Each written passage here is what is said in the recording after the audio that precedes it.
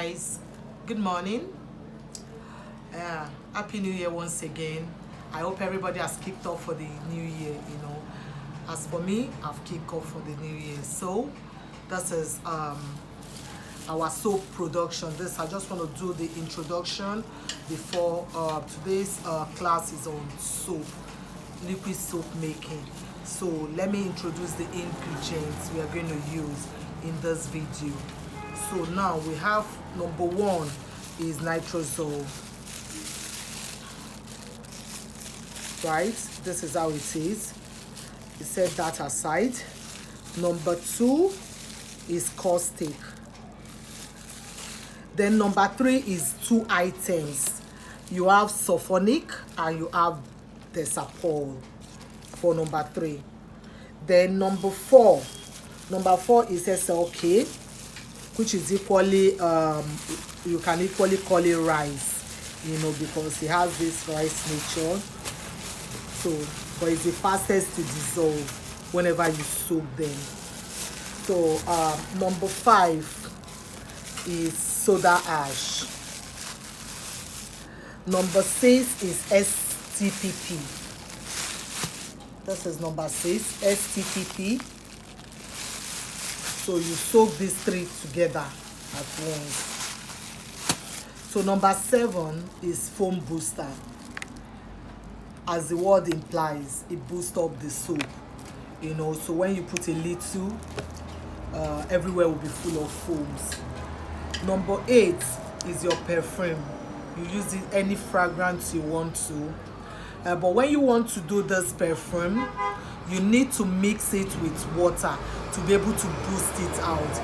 If you pour it straight into the soap, it won't give you a very lasting, but water helps it. It makes it, how do I put it?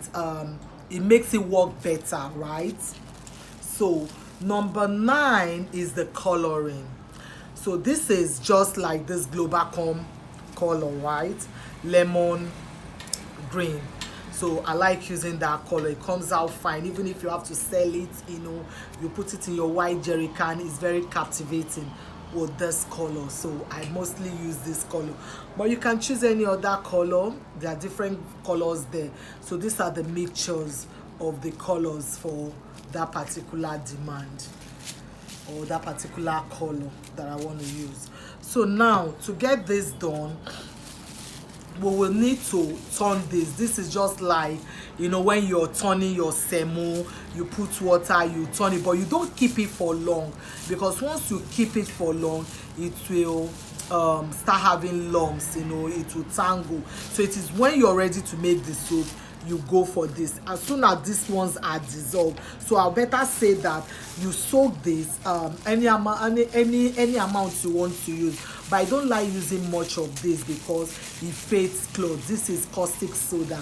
As a word, we all know what soda is. It's so harsh. So what I do is, for these 50 liters, I use just a spoon. A spoon will make whoever is washing with it, it will be the users friendly. Let me use that word. It will be very, very friendly. You won't say, oh, I'm washing, my clothes is fading, or my hands are itching me. You don't have all that when you take it in a limited form. So for 50 liters, I use a spoon of this, and I keep the rest. I can now add for my bleach. When I'm about to do my bleach, I can add the remaining to the bleach. Do you understand? I can add them to the bleach and I'll be fine. So that is that. Then the rice, you soak it in a maybe like a 3 liters water. This also, you soak it in another maybe like a 3 liters or 4 liters water. You also soak these ones like in a 5 liters water. Then when they are all dissolved, you can now start your mixing. But you can also follow it like the way I've just said. You mix this first, which is the nitrosone.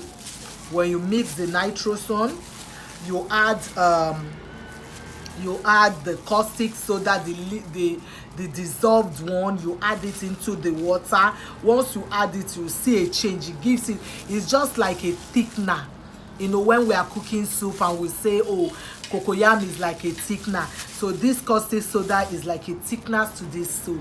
Once you put it, you will see it will thicken it. Then number 3 that you need to have mixed separately to pour into the soup is sulfonic and desapol.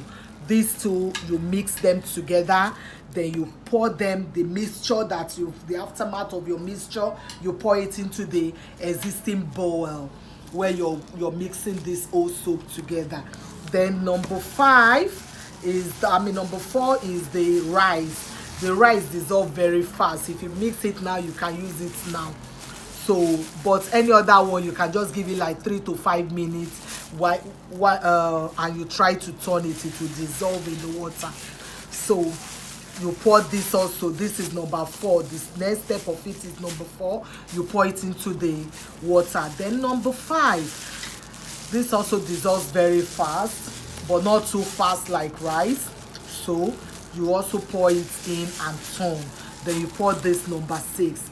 By that time, your soup is already coming to, like, you can see that, oh, it's already showing that it's a liquid soap. Then you can now add your foam booster.